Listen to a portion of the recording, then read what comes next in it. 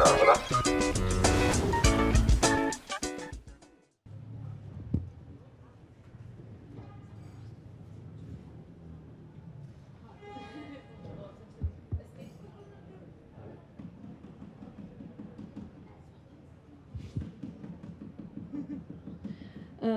čau sem. V bistvu vedno me je zanimala nacionalna identiteta, pa to, s čim se ljudje poistovetimo, pa kaj zapali nekako pri publiki. Tudi že prej sem se, že pri prejšnjem filmu sem se nekako s tem ukvarjala in že od nekdaj sem malo mogoče celo preveč na trenutke analizirala vse, kar sem gledala. Tako da to me je pa zanimalo zato, ker ko smo delali ta prejšnji film, ki si ga omenila, Nekoč je bila dežela pridnih, je veliko ljudi omenil Kekca kot enega ultimativnega slovenskega junaka in nek tak naš nacionalni simbol, človeka, po katerem se vsi zgledujemo. In potem me je zanimalo, če imamo nek ženski ekvivalent tega, ne? Po čem, če je zdaj pravi slovenski dec Kekec, ne? Kaj imamo pa ženske, imamo tudi neko svojo, ne vem, kakšen svoj idol oziroma kaj sploh obstaja ženska oblika, idolka. Tako da, pa sem tako začela v bistvu, no, iz tega. Ja. Kaj pa te je, recimo, kako bi opisala sam proces pisanja scenarija in recimo neke arhivske raziskave, veliko je arhivskih posnetkov, a te je kaj presenetilo potem, ko si pač začela raziskovati o tem, kaj naj bi bila ta ženska junakinja, ali si nekako naprej že imela neko idejo, kako bi strukturirala pač svoj film, pač nekako razdeljenje po likih oziroma po nekih, po nekih podobah ženske, a si to že prej nekako imela v mislih, a se je to izkristaliziralo tekom raziskave in snemanja? Ja, to idejo sem že imela na začetku, ker v bistvu sem že preden sem se lotila tako ali tako večino teh filmov gledala že prej, ampak potem, ko sem jih gledala čisto specifično skozi to, sem veliko od njih videla čisto drugačne, kakor prej, ko sem jih gledala pač čisto neobremenjeno, no.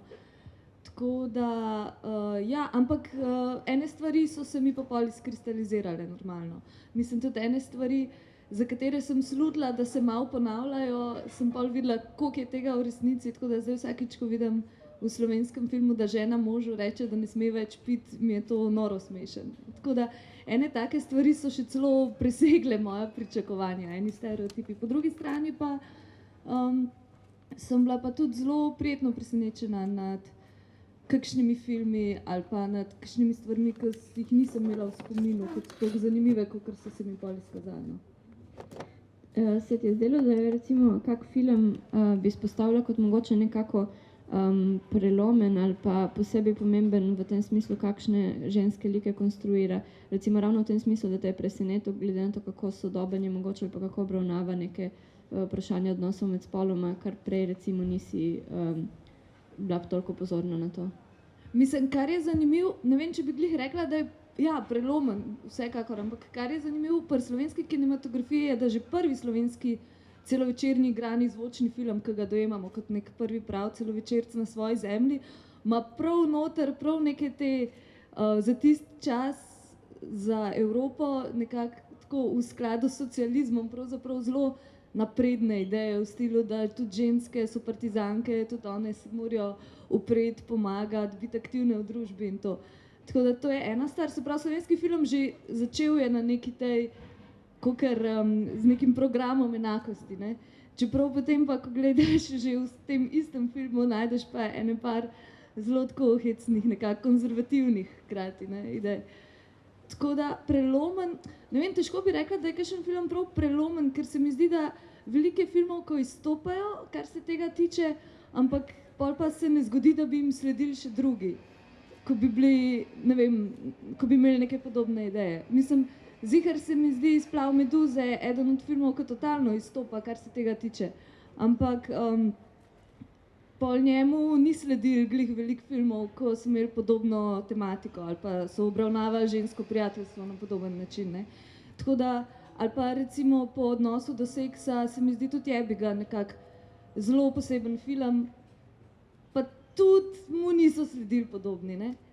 Tako da se mi zdi, da ne gre toliko za neke prelomnice, kakor bolj za po eni strani filme, ki izstopajo, po drugi strani pa filme, pri katerih vidiš, nekako zelo to namenoma neko socialistično agendo teh aktivacije žensk ali pa kot so pa recimo, ne vem, Nejoči Peter ali pa Samorastniki, ne. Kaj pa si se ukvarjala, recimo, ko si v montaži ali pa tekom raziskave s tem, kako recimo sama podoba ženske na filmu korespondira z neko percepcijo spremembe položaja žensk v družbi prek zgodovine? Mislim, ko gledamo film, je vtis, da gre v glavnem res za neko znotraj filmsko realnost, ki je v centru tvojega zanimanja. Pa me zanima, si se tudi kaj mogoče spraševala o tem, kako vlogo je imel film pri recimo konec koncev nekem političnem ženskem feminističnem gibanju v Sloveniji ali pa recimo čistko iz pripovedovanja babic, mam in tako naprej. Pa meni se zdi, da pravzaprav, ker se je film pri nas začel hkrati, kot se je začela ta recimo enakost, ne, med spoloma, pač ne, mogoče je toliko v praksi, kakor v nekako po zakonu oziroma v ustavi, kakorkoli, se mi zdi, da je bolj to odraz, ne. Potem pa recimo to, kar so pri nas feministična gibanja v 80-ih, to, kar se je dogajalo v bivši Jugoslaviji, se mi zdi, da se v filmu pravzaprav ne odraža kaj dosti. Bolj se mi zdi, eni filmi, to so tudi velike filmov, ki jih ni v tem mojem, tam nekje iz konca 80-ih, so prav nazadnjaški, kar se tega tiče, glede na to, kaj se je takrat v družbi dogajalo. Tako da je pravzaprav včasih prav zanimivo to, kako film ne odraža nekih dogajanj ali pa ne, nekih stvari, ki so v družbi takrat bile, sploh mislim na koncu 80-ih let. No. Po drugi strani pa recimo so pa bili režiserji, ki pa so imeli več tega, pa mogoče filmi niso bili toliko znani ali pa toliko uspešni pri gledalcih. Ne. Sem se vsem probala tudi osredotočiti na filme, ki jih vsi poznamo, pa ki smo jih vsi gledali, zato ker se mi zdi, da te imajo nekako več poženejo bolj korenine, ne, nekako v naših glavah, tako čisto nezavedno. Kaj pa se ti zdi, da je to mogoče razlog temu? Je to neka, ne vem, posledica recimo neke filma kot dela masovne kulture ali pa recimo neke pop kulture, ki pač ima določen način funkcioniranja in določene motive, ki so bolj priljubljeni kot drugi, zaradi česar potem je tudi v bistvu podoba ženske v filmu, je neko mesto dodeljeno, ki ne ustreza mogoče temu, kar se ravno v družbi dogaja. Razlog temu misliš, da ni? Ja, ne vem, jaz sem to opazila težko. Jaz zdaj tudi takrat nisem se glih zavedala, nisem niti filma, ko so eni od teh filmov, na katerem mislim, recimo Ljubezen nam je vsem poguba, če poznate.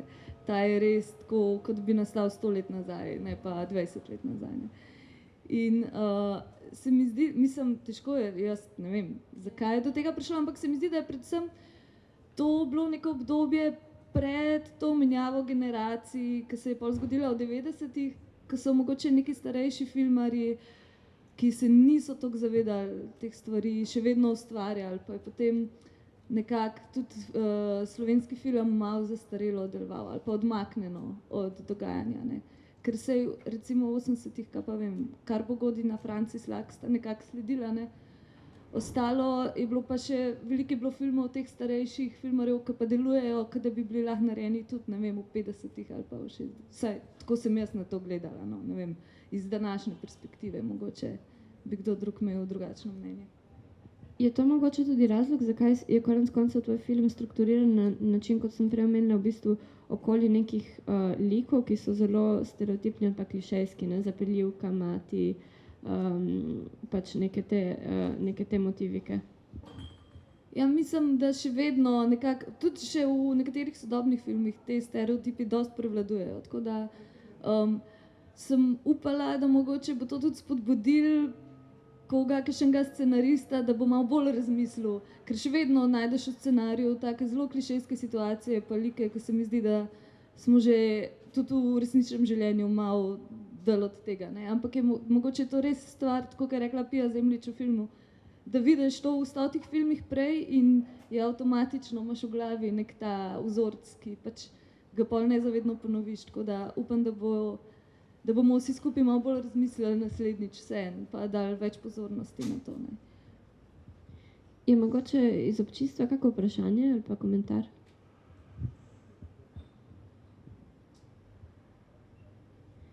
Če ne bi te jaz vprašala, v tvojem filmu o ženskih likih govorijo pravzaprav zgolj in izključno ženske, igralke, režiserke, kritičarke in teoretičarke. Zakaj si se za to odločila? Zato, ker sem v prejšnjih dokumentarcih v glavnem moške intervjuvala. Mislim, čisto tako je nastalo, glede na to, kakšne so bile teme in kdo je bil pri teh temah nek nosilc mnenja. In pol se mi je zdelo, če pa se že s tem ukvarjam, da bi bilo res brez veze, da spet moški pametujejo, da ne bom nesramna. No.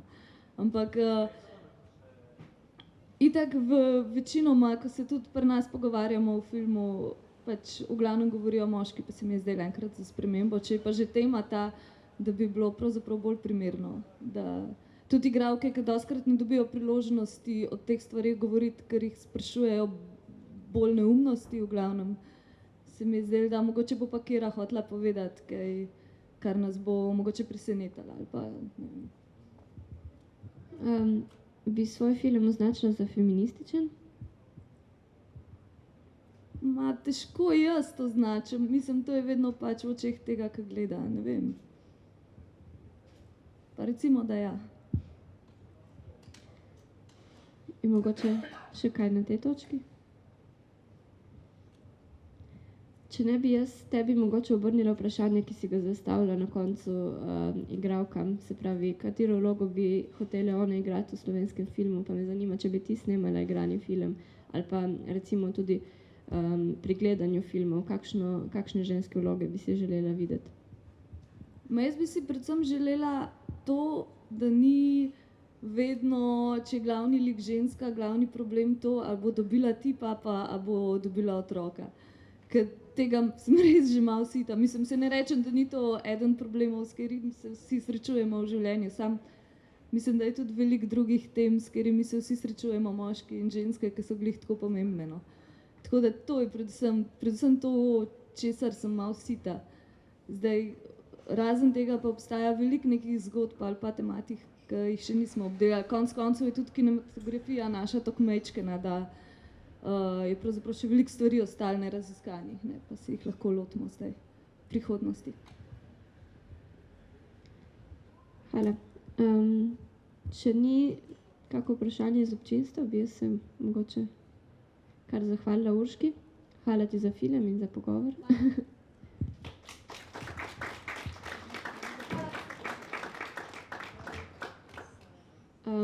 Pa bi mogoče kar povabila na oder Sinišo Gačiča, režiserja filma Boj za, in Sašo, režiserko filma Hrana anarh.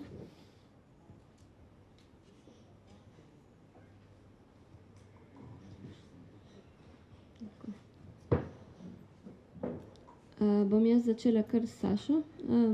So in English, yeah. So Sasha, we heard yesterday you're from Belarus.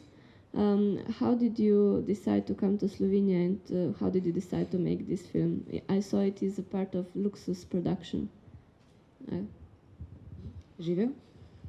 So I came here for European voluntary service. This youth activities to Luxus. So my main aim was to come to Luxus, and I used this opportunity of this EVS.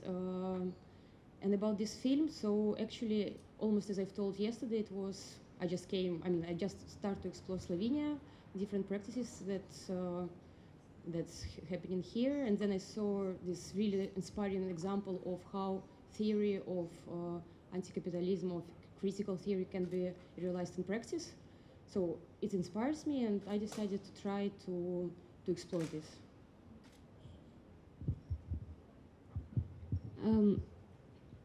Why did you, so that there's like in Slovenia, in Ljubljana, let's say there's some autonomous places and like different activities going on, but how did you decide to start shooting a film precisely on this topic of food and on how food is, let's say, distributed, how the distribution of food is restricted by capitalism and so on?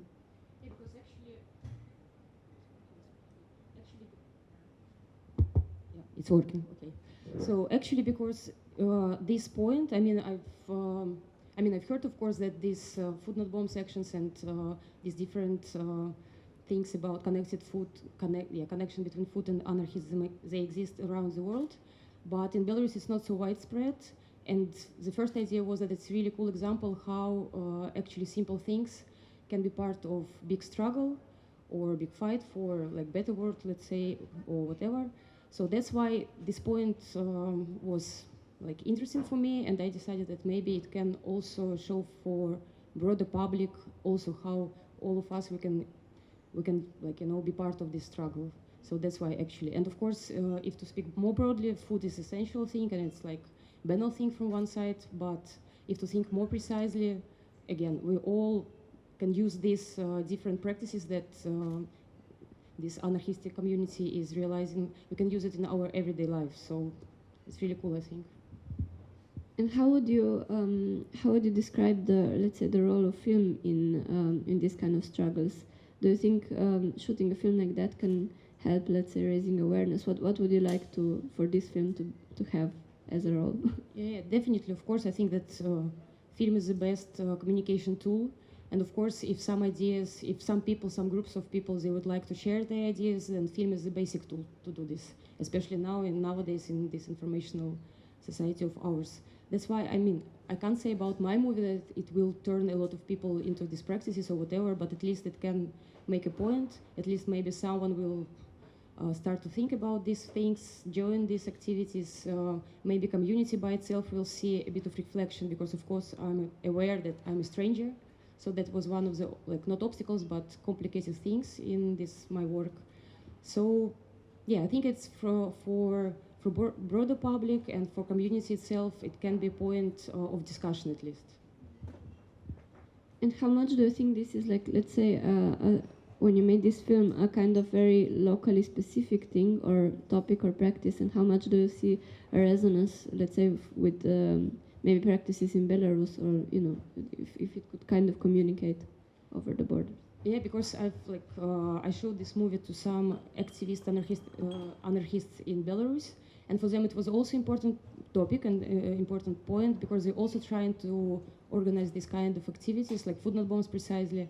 But in Belarus, it's really limited opportunities to do this. Even this, like, innocent things, food. Yeah, for us it's so innocent, but actually in Belarusian context it's not like this.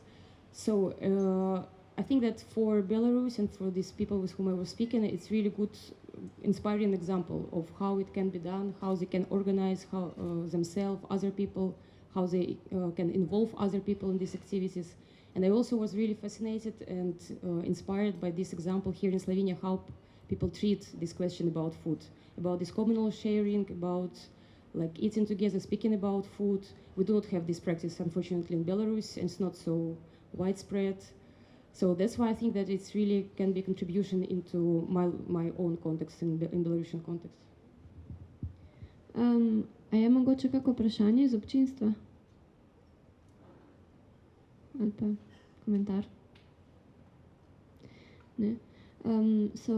Otherwise I would also ask you, because you were working with Luxus, and they had like kind of a retrospective here of their work, and they have established let's say a very solid practice of socially or politically engaged documentary making through these workshops. What was your experience working with them and with other people at Luxus? Yeah, this movie was created in the framework of one of the projects that was held by Luxus. It called Nice Vidi, and the main aim was to represent, like, representation of different marginal maybe practices, groups, and so forth and so on. So that's why this topic, I mean, it's really in this framework, and cooperation was really great. I mean, I had great support from the side of organization, from the side of my colleagues, and I think that without this support, of course, it couldn't be done. And of course, also, like, it was one part of this support, it was Luxus, but another part of this support, it was community. So it was also important for me somehow to be this mediator between this filmmaking organization and this community of people who is active here in Slovenia, so somehow to connect them as well. Thank you. Če ni vprašanj, bi se jaz potem nadaljevala s tabo, Siniša, z filmom Boj za, ki v bistvu na nek način se povezuje recimo tudi s to tematiko, vse v smislu, da gre tudi za dokumentiranje pač določene politične prakse z neko jasno antikapitalistično noto. Začne se z dokumentacijo okupacije prostora pred borzo, ki je bila spremenjena v napis Boj za, in se je na to nekako nadaljevala ali pa prevesila v okupacijo filozofske fakultete in konec koncev nekako povežeš to na koncu še z protesti pred parlamentom. Zanima me v bistvu, kako si se odločil oziroma kdaj si se odločil posnet film o tej tematiki. Je bilo to nekaj, pač si začel dokumentirati recimo te politične procese, ki so se dogajali in je potem odločitev za film prišla kasneje, ali si že nekako od začetka imel v mislih, da bi rad posnel film? Že od začetka. Jaz se s temi ljudmi družim, ne vem, že 15 let. In mi je bila ideja, ta ideja, da bi se v Sloveniji postavili šotori po tem vzoru, ali gremo v Egipt, ali gremo v Tunizijo, ali pa na Wall Street. Mi je bila fascinantna, zanimiva, ki je sabo nosila te temeljne predpostavke zgodbe, torej imamo začetek, nek vrh in konec, ki bi sledil.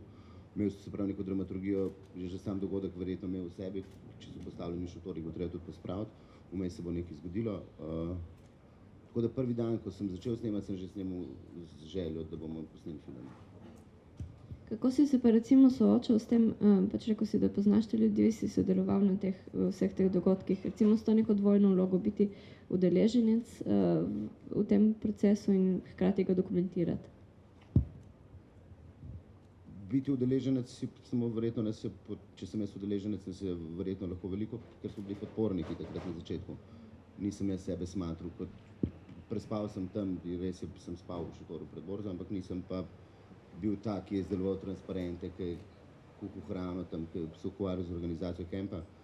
Tako da povežete z njimi ideje, ker mi je edina progresivna ideja v tem gibanju bila, ker dajo pod vprašaj dve temeljni predpostavki družbe. Prva je kapitalistična ekonomska ureditev, druga je pa parlamentarna demokracija kot politični sistem. Tako da mi je bilo meni čisto zanimivo, da negirajo čiste temelje sistemov, kjer živimo, oziroma iščejo rešitve na, kritiko dajo na, rečemo, nogah od stolov, na katerih sedimo. Zakaj si se pa odločil recimo to povezati potem z zasedbo filozofske fakultete in s protesti pred parlamentom, oziroma pač na nek način se zdi samoumevna linija, po drugi strani gre pa tudi za neko odločitev, katere dogodke povežeš skupaj v nek narativ? Filozofska fakulteta je naravno, da je noter, zato ker so ljudje izpred borze polovico pač, ali pa velik del je bil angažiranih ljudi iz filozofske fakultete, tako da ta prehod je bil čisto naraven, ker so ljudje, ki so bili prej 2 meseca pred borzo, so šli potem na filozofsko fakulteto. Potem je bila pa tragedija na koncu, ko se je to zgodilo, ko je ta žalostna sekvenca konca, kjer ugotovijo, da so jim narkomani v bistvu od njih, kaj rečemo, izkoristili njihov prostor. Tako da bi bilo grozno bi bilo končati s tem, se pravi, da bi z neko idejo, ki je progresivna, ki je potrebna, da bi to idejo, o kateri želiš govoriti, končal s tem, da so narkomani zasedeli. Bilo nekako negativno, potem je vsa ta sreča se zgodila, da so se zgodile vstaje, ki sem jih jaz vključil noter zato, da nekako sporočiš, da kljub temu, da tem aktivistom oziroma tem, ki sanjajo, tem sanjačem, ni ratalo pred borzo, sanje so pa še vseeno ostale. In sanje so še danes, kot so bile pred vstajami. In oni še vsi hrepenijo verjetno in razmišljajo o istih stvareh kot pred borzo. Tako da sem jih prišel malo bolj pozitiven konec. Kako si se pa odločil v bistvu, kdaj končati film in zakaj ravno na tisti točki, recimo pa zakaj ravno s tem kadrom, ko gre pogovor o tem, mislim, da se zaključi nekako s tem, ali se bo kampiralo tudi pred parlamentom ali ne. In nekako to ostane kot odprto vprašanje v filmu. Zato, ker je kaj smo vprašali še? Skratka, dokumentiral si pač nek politični proces in na neki točki si v bistvu se odločil zaključiti film, ne? Zakaj ravno takrat in s tem? V bistvu, ko snemaš ta opazovalno, se pravi, da snemaš neki pol leta, vsak dan si tam, kjer snemaš, sproti v glavi delaš ti svoj scenarij, svojo neko zgodbo, neko dramaturgijo in v bistvu prejšnja snemanja dopolnjuješ s tem današnjim snemanjem, kar dobiš in v bistvu že kreiraš nekako zgodbo, kaj se dogaja. Spravi si rečeš, tam imam zaplet, sem posnel takrat, tukaj bom zdaj razplet, posnel, se pravi, tudi temo imam zdaj obdelano.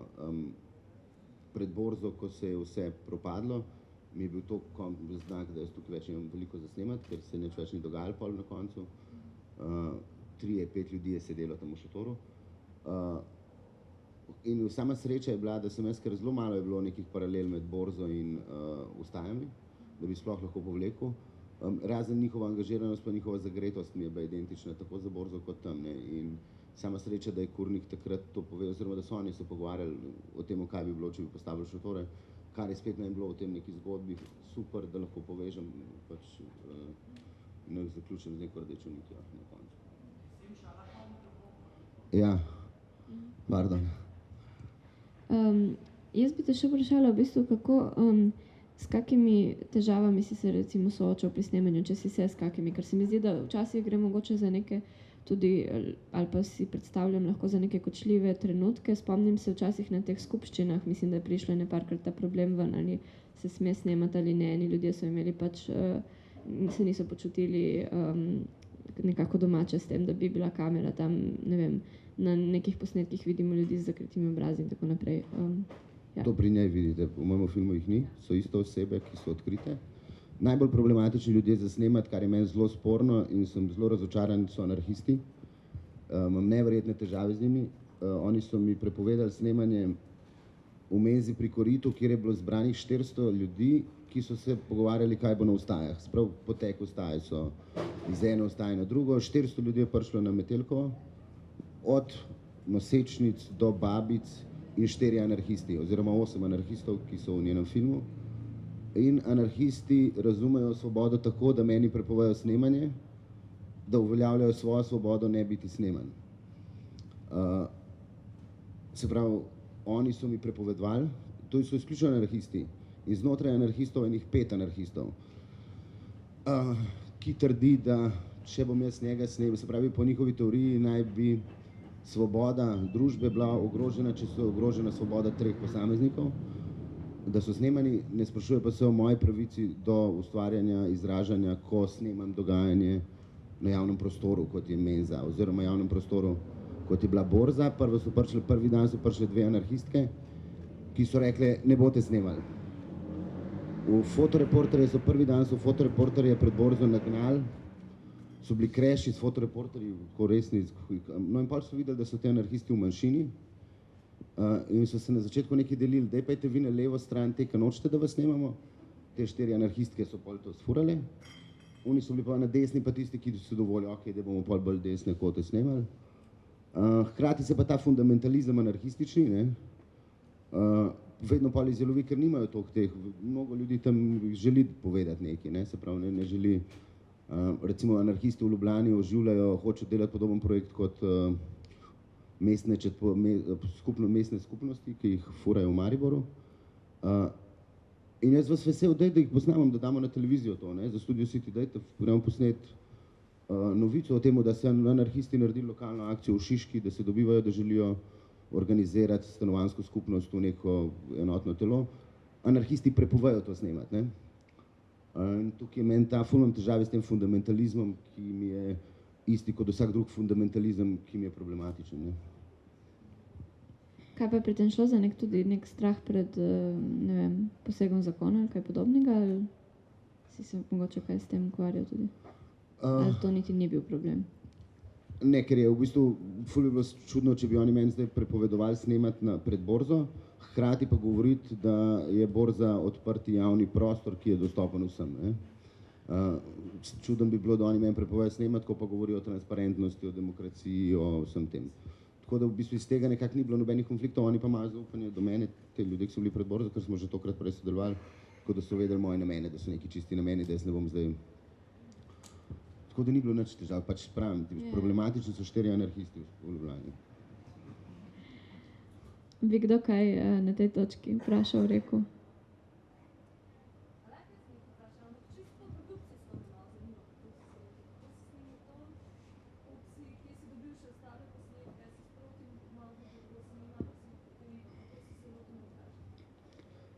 Snemal sem s fotoaparatom, imel sem 2 objektiva 50 pa 11-16.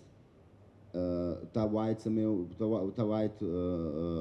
objektiv mi je bil dober zato, ker gor sem imel pa Rode Mike. In vse stvari, skozi sem pa karkoli sem snemal, sem v bistvu snemal tonsko, kar sem imel ful problem, ker mislim jaz zdaj probleme, ker jaz nisem imel boom človeka. Torej, da jaz sem hkrati, ko sem snemal, sem se vedno zavedal, ali snemam tonsko ali snemam zdaj ne tonsko. In če snemalo tonsko, sem vedno razmišljal o razdalji med govorcem in mojim fotoaparatom.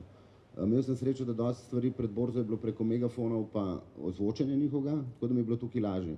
Ko pa je bilo tam, sem šel pa dosti blizu obraza z širokokotnim objektivom, tako da v bistvu dobiš ta širokokoten objektiv iz roke, kjer se mi ni tresel, me je reševal, da sem jaz prišel blizu govorca. Ne. Kaj pa vem, Kačo pa na koncu v postprodukciji ni to, zdaj pač je rekel, da se restauriramo, da ne ustvarjamo, ampak nekako je ratal, no. Tako da zdaj v bistvu imam neko idejo malo izboljšati, da nimam te klasične mikrofone gor, da kupaš malo boljši majk, neki dobro usmerjenega gor, pa kolikor sem se zdaj videl, da se da, no. V montaži je bilo pa tako, da sem ene pol leta ali pa leto dni sem jaz pripravljal material, torej sem si ga organiziral, to pomeni, da sem si vse vsebinske sekvence naredil, ne bilo ene 120 timelineov po 2 uri, ne po 2 uri, 120 timelineov po ne vem koliko, ker sem jih vsebinsko določil, plus vse sem popisal po svojih nekih keywordsih, tako da sem jaz pol, material je bilo vse skupaj 120 ur, ampak s temi nekimi besedami, ki sem si jih jaz sam sebi pisal, sem pa v Wordovem dokumentu, greš, ne vem, rabaš Irfan se smeje ali pa Irfan smeh in pa poiščeš te besede skozi vso ta popis materiala, da iščeš, pa se pravi, da imaš nek nadzor, ampak se pa na koncu je tudi teh 120 ur, tako kot vsak drug material, ti pa na koncu pride, da ga čisto poznaš na pamet.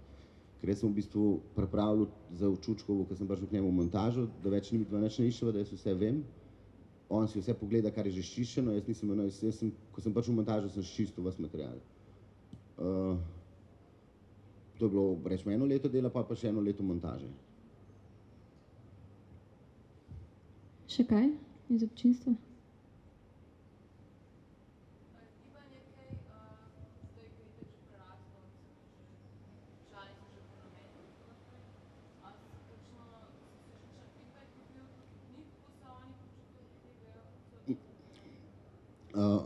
Jaz sem se njih ful bal, najbolj sem se z njih bal, ker oni so pa res vedno proti, ne, kao veš, kaj klasično, oni so proti. In včeraj, ful me je žal, da Kurnik ni prišel, mene bi zanimala njegova reakcija, še vedno me zanimal, kaj bo rekel. Bilo jih je pa včeraj enih 20 ljudi iz predborze, je prišel sem in je začuda ful dobre reakcije, tako nobene, da jih daje, da prevprašujejo, da vidijo to neko kritiko noter, to neko razmišljanje, hkrati pa ne vidijo filma kot demotivacijskega, se pravi, da bi še vedno ljudje kljub pogledu temu bi verjeli v to, da se splača angažirati, da se splača razmišljati drugače, ne. Tako da super, mislim, jaz sem bil navdušen, v bistvu strah ni bil upravičen, no. Tako da so dobro so sprejeli film. Še kaj? Če ne bi te jaz vprašala še nekaj, me zanima, v bistvu, kdaj si se... Aha, imam vprašanje, pardon.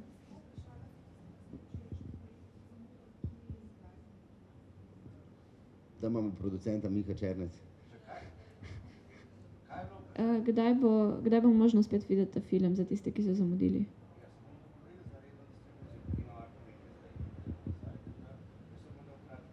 Se pravi, Kinodvor verjetno, kmalu. Ako Bog da. Še kaj? No, to sem te hotela jaz vprašati še v zvezi z formo filma ali pa žanrom dokumentarca, kot si ga nekako izbral ali pa zamislil.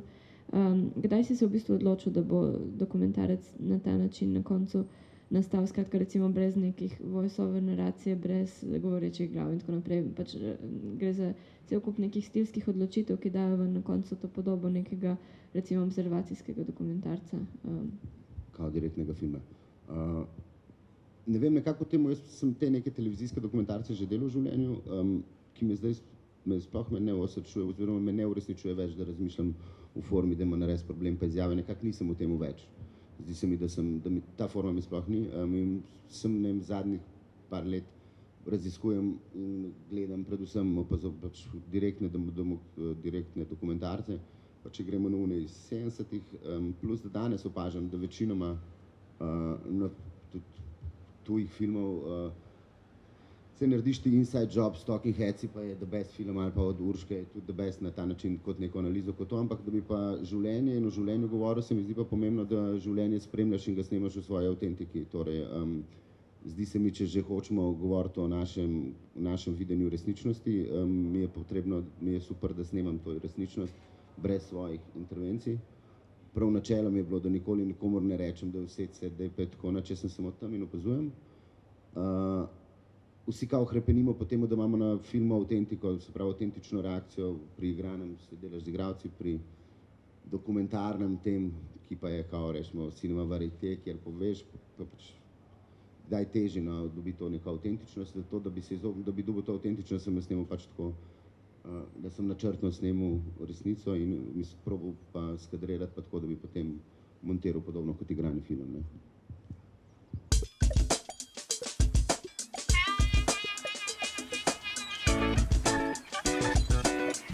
Camera.